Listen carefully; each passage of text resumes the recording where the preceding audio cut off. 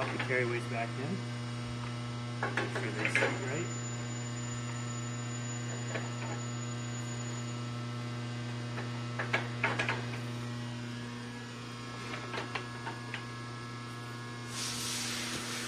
Flip up the flip-up tensioner. Place the belt on.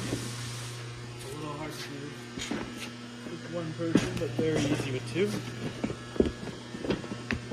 It's doable by yourself.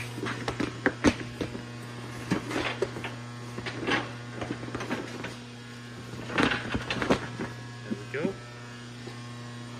Just double check the carryways sit properly. Like that.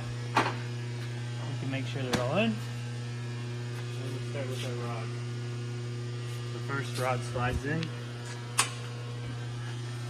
Push the belt up. I'm actually going to start on this side. I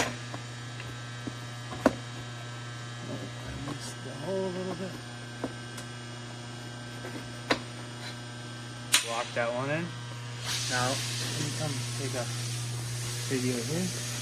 You have to ensure that you line up the lug with the sprocket right. So this lug has to go into that part of the sprocket.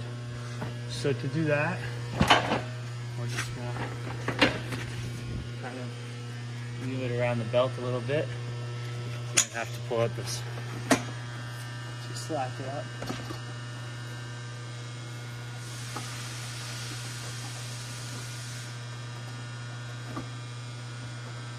Okay, just like that, we're back in play.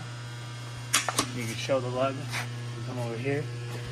It's now properly engaged in the sprocket. You can see it right here in the sprocket. From there, grab your other roller. This one, there's no more lining up because you've already done it. Just pop it back in, just like that. Now the final one is the final roller. This one goes slides through the hole and back into place. Drop the belt. Just like that, we're ready to run.